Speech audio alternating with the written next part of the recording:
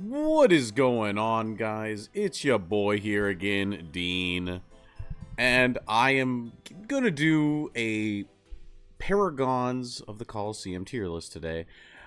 Really wanting to just kind of put my thoughts to the paper. And this is not definitely, this is gonna be my opinionated tier list going off of what I know from this format and what we know from like Japan's format, and then just like a little bit of my initial testing. So there's gonna be a lot of if you don't agree with it, leave in the comments why, like what you think I got wrong, and we'll get into it. So one of the big criteria I have for this tier list, at least, is I think that like Amataz and Kuan, these are going to be the decks you're going to be seeing from most players at the regional.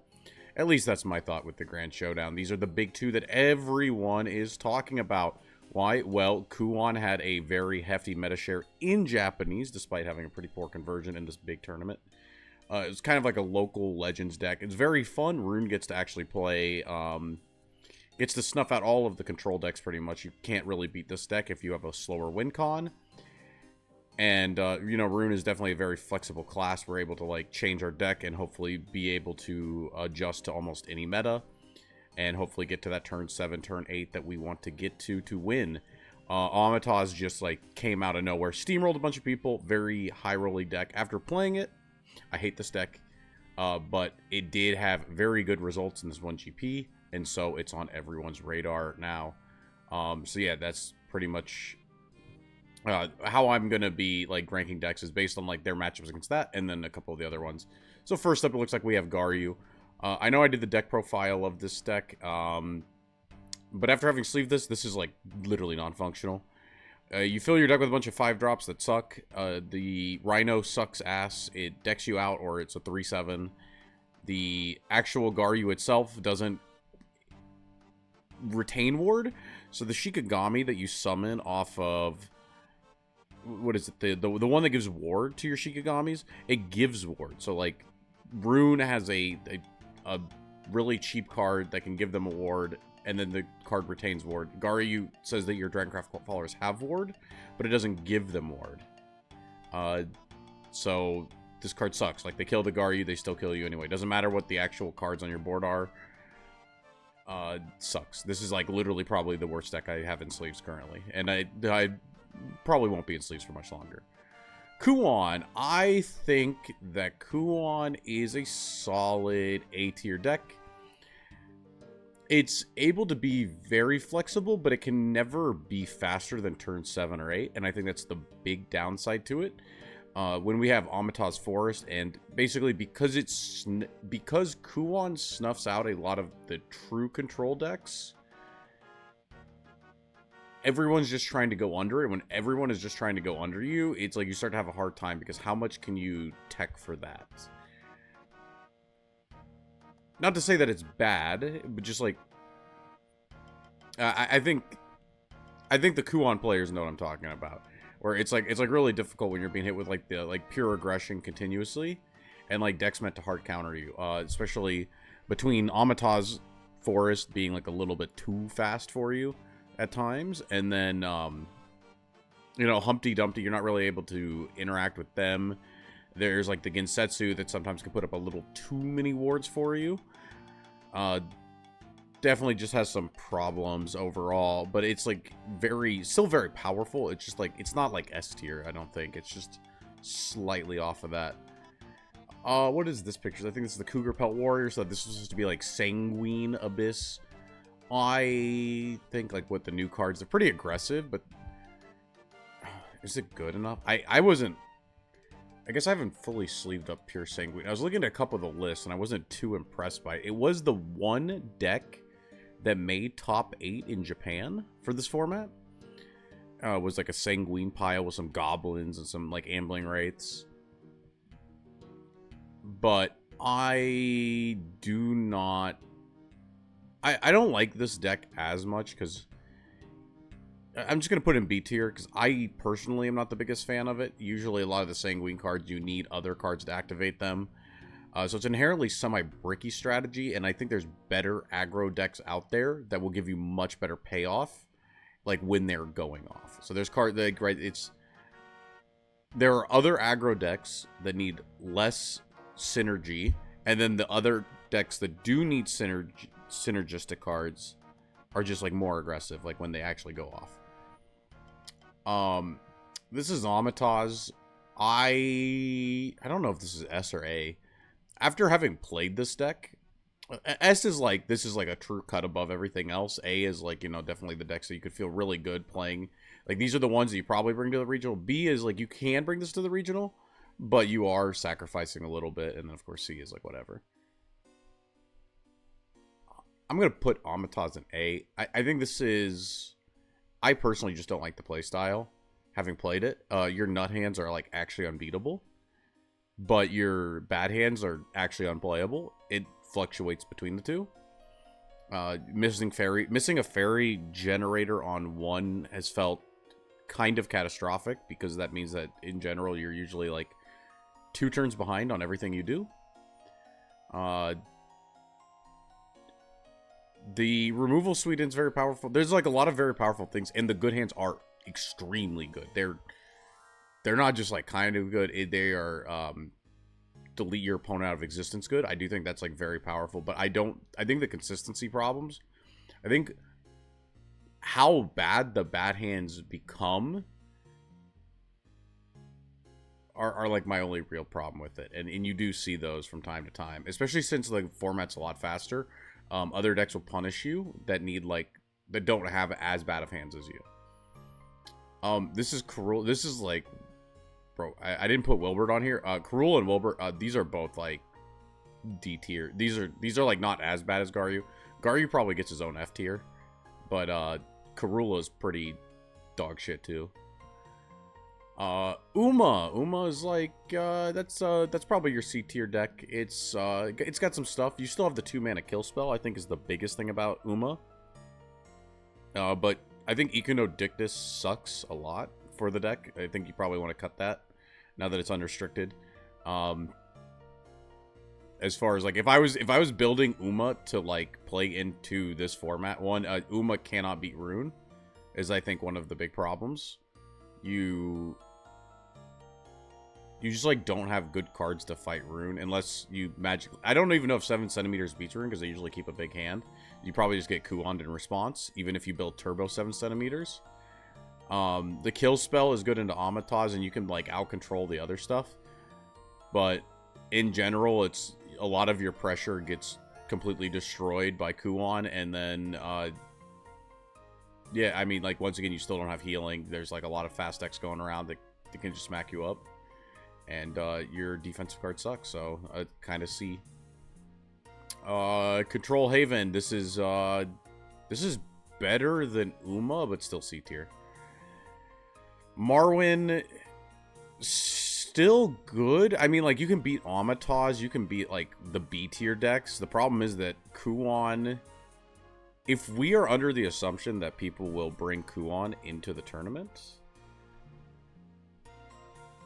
this deck just like cannot be super good, because you can't beat a deck that just time walks you before you get to like win, and then like you do nothing, they do nothing, but then they like skip a couple turns and you lose. So yeah, I'm just gonna put this here. And also, like, you get like ran over. You can't actually stop the Amataz with the control decks. I found the fairies on the nut hands, just they come out. They can be like 10/10s. I have been hit by a 10/10 fairy, and then I became a believer. Multiple 4/4, 5/5 fairies. So yeah, C tier. A lot of your removal tools don't actually work against the Amataz deck half of the time, it feels like. And you do nothing against Kuan, so you just kind of get like shit on. Of course, the bad Amataz hands, you also do nothing, and you give them an actual chance to stabilize. That's kind of problematic too. Galmu, this is PDK Disdain. PDK Disdain, I think, is the way to be playing Dragon, and I think it's a pretty B tier strategy. I think it's kind of you're slow as shit. You got Feline, who doesn't deal with the actual big aggro. So like the actual big aggro is like Amataz slamming fairies into you after like Forest opens the nut hand on turn 3 or 4, while like your new removal cards that are very powerful. The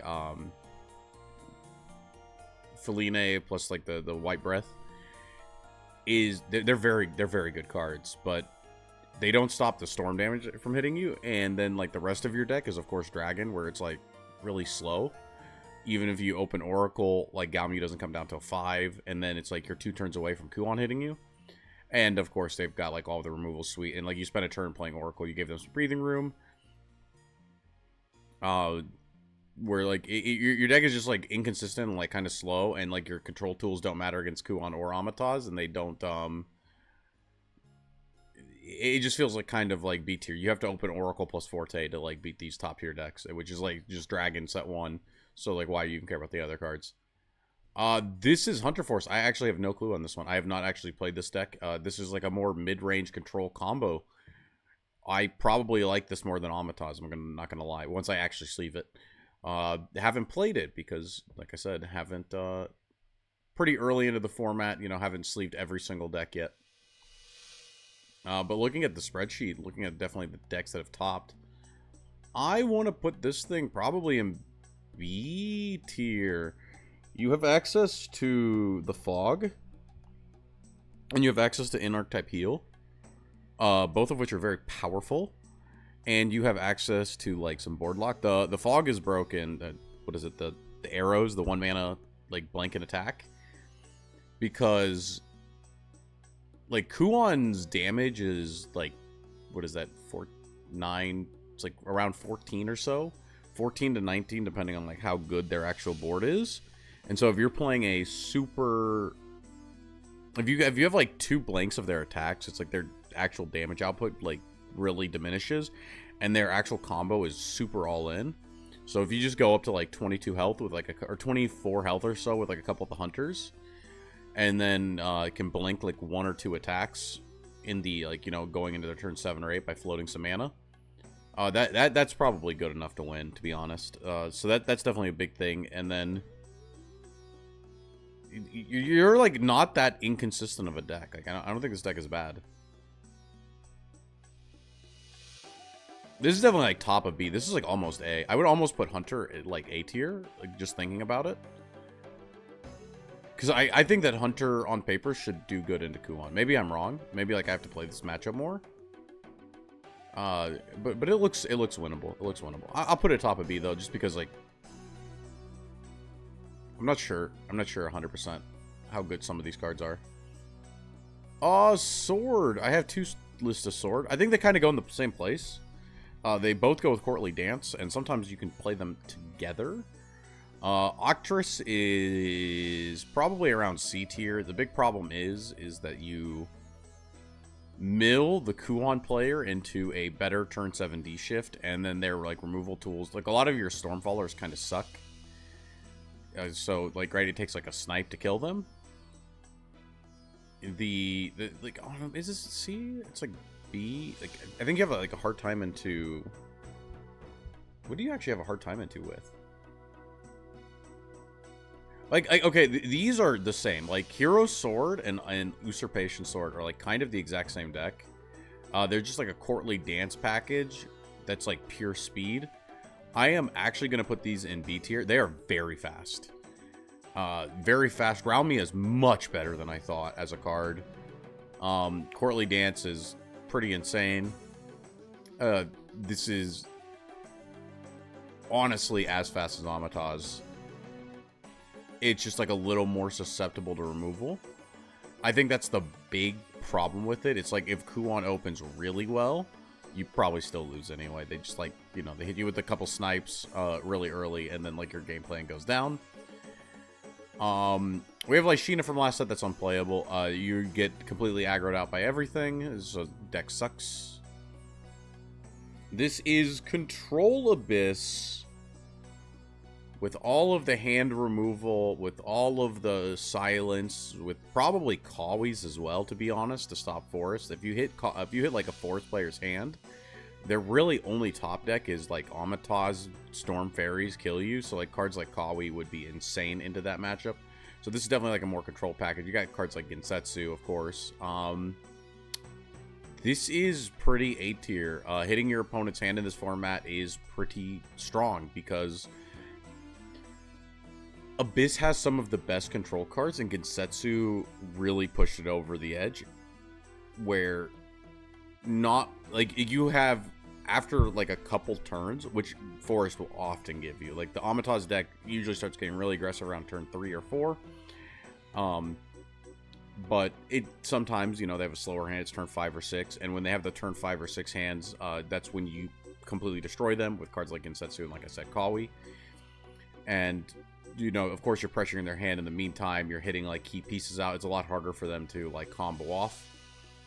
And it's the same thing with, like, Rune. If you set up a Gensetsu board on, like, on 6 or 7, like, if you're just, like, playing pressure, and then you set up a Gensetsu board, it becomes very hard for them to de-shift because they might have to take the turn to like deal with your actual board. Though cards like Rhymewind are pretty... No, wait, no, it's not because you have a 1/9 evolve card. Never mind. But yeah, definitely this is a very good contender. This is definitely a more stable deck that can... It's like a more all-rounder, right? Like this is your control deck, this is your aggro deck, this is your mid-range. It's kind of the way I look at it. And then we have Humpty Dumpty. I'm going to put this thing at, I guess I should order the tiers a little bit. I think I want to order this A tier, this B tier a bit. I think, well, this is like near the bottom. I think Dumpty is probably a little bit worse than Dragon, if I had to guess. The big problem is that, like, Alice Adventure into Alice Evo is slow. Very slow. And then, you can sack a Kuan player by, like, getting a bunch of counters on a Tin Soldier. But since a lot of these decks are going to be, like, super aggressive on you, if you have, like, those semi-slow openings... Like, you didn't get really new cards, right? You have, like, the book is, like, the card from last set.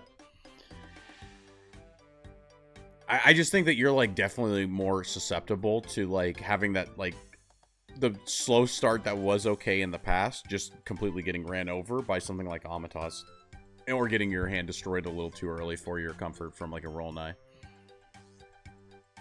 I guess you do counter Shadow. Oh, you got, like, good matchups into both Shadow and Amato's, so I guess I can put Egg in. No, I think on paper, this Hunter deck, I have to play it. This Hunter deck seems better than, Egg into these things. Maybe I'm wrong. But yeah, this is my official tier list. This is what I say is right. If I'm wrong, you know, that's very possible. But hopefully I fix that within the next month. But yeah, let me know what you guys think. Is this what you guys have, like, roughly for your tier list? And if I missed something, let me know. And until then, this is your boy Dean signing out.